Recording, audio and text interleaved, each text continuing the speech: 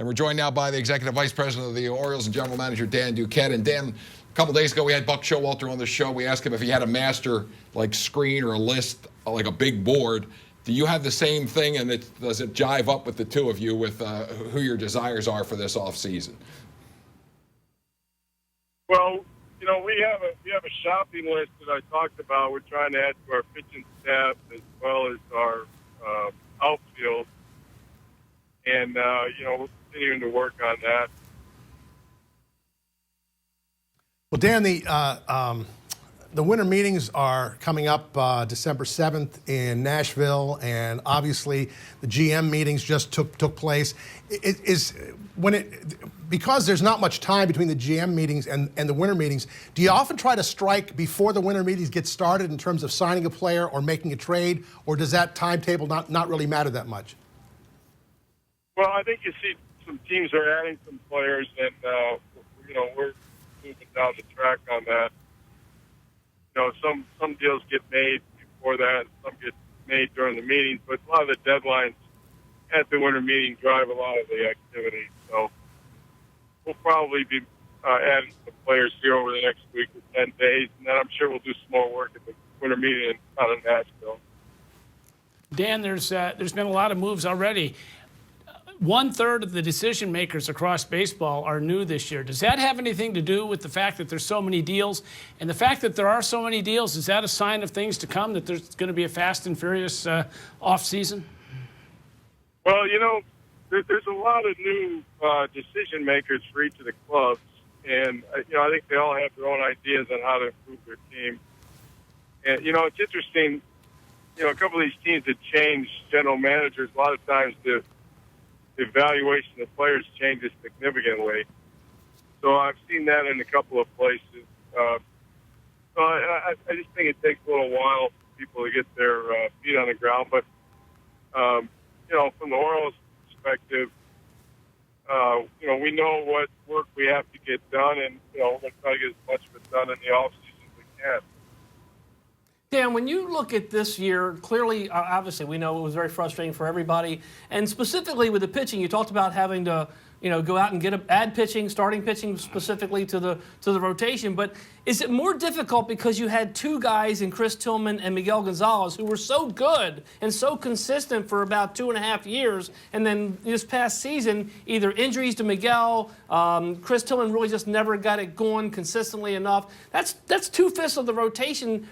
I would assume you're still counting on those guys to bounce back, or do you try to maybe add even more to the rotation and be in a situation where, do you have to move one of those guys just to kind of change the scenery a little bit? Well, the Miguel had an injury there that bothered him, and Chris Tillman had some aches and pains that he won't admit to or use that as an excuse, but I think that bothered him a little bit. So they didn't have the kind of years that we were hoping they'd have. So, maybe with some time off, they'll be able to come back and have the kind of years that they've established for themselves in the big leagues. But, beyond that, we also have to add to our pitching staff. The good thing is we've always had a pretty solid bullpen here.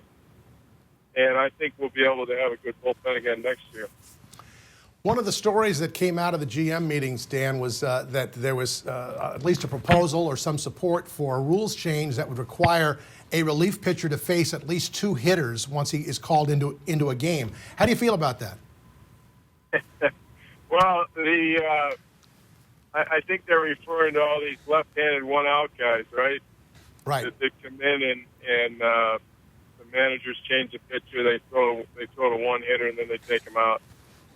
I don't really like that. It takes away from the game and the flow of the game. It takes away from the defense, and it's not that great from a fan perspective. So I don't know about legislating against it, but I'd like to get a lot more pitchers that can get out lefties and righties, so we don't have to do that all the time.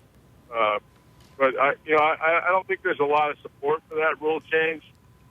But in practice, I think it sounds pretty good. Get some pitchers that can get out lefties and righties, so you're not running out to the mound and interrupting the flow of the game. Dan, we would be remiss if we didn't ask you the number one baseball question in Baltimore, and that is, do you feel more confident you can sign Chris Davis now than you were at the end of the season? Well, I don't know if I can handicap these things. Chris has had some good years in Baltimore. I think he likes it. We like having him here. And,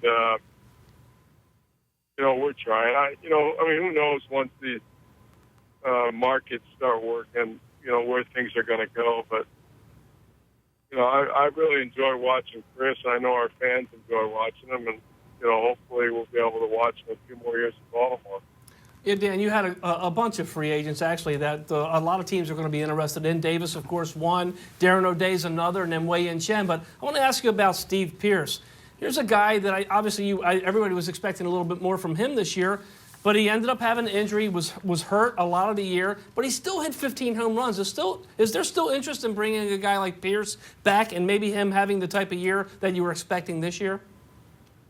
Well, Steve's got the good power.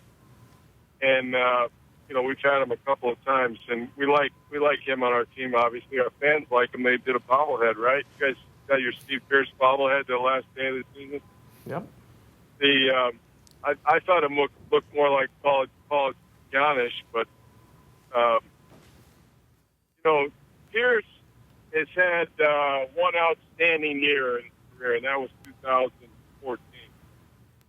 And the other years, he's done his work, but he hadn't had the kind of year that he had in 2014. And I know he was disappointed in the year that he had in 15. But, we like Steve, and, he's another guy that, we've talked to about the possibility of coming back. Dan, when you look at the outfield right now, if you read Major League Baseball trade rumors on the internet, there's a lot of names being mentioned out there. Do you look at it from a standpoint of trying to get somebody that's younger with more of an upside that you can control? Or are you looking for somebody that might be short-term that fills a hole where you've got gaps right now in the outfield? Well, we got Jonesy coming back, but then, we'd like to get, more everyday players than the other, from left and right. Got a couple of guys coming up from the minors we might be able to give a shot to. Alvarez. We got Parr to fill in. But, we're still looking around. The good news about the outfield is there's pretty good depth around the outfield in baseball that's available. And I'm pretty sure we're going to be able to get a couple of decent ones. Obviously, the situations, your offseason situation changed a little bit recently when Matt Wieters accepted the Orioles qualifying offer going into 2016. Obviously, he feels like he can catch every day, can get back to catching 130, 140 games a season. But does him coming back, how does that impact what you do this offseason? Well, Matt coming back, we weren't sure he was going to come back. But when he accepted our offer, that gave us a little bit more depth. Gave us more depth to the catching for sure. And I think Matt's determined to have a really good year. He didn't get an opportunity to play every day because of the injury. And I know he wants to play a lot more than he did this past year and be available to the team. I think there's a 3-year period there that Matt's caught more innings than any other catcher in the business. But certainly his bat and his ability to hit for power from both sides of the plate will be helpful and additive to the team. And you can see over the course of the season his throwing was coming around.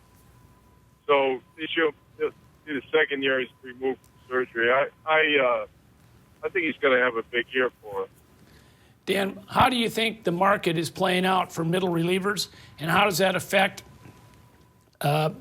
bringing Darren O'Day back to Baltimore? Well, from what I've been reading and hearing, there's a lot of interest in Darren from the other clubs, and we'll have to see how that plays out. He's had some good years for the Orioles, but we've been talking to him. I know he likes it here. Well, Dan, we appreciate the conversation, the information. Look forward to chatting with you in the not-too-distant future about what the Orioles are doing during this offseason. All right, guys. Good to talk to you. Take care.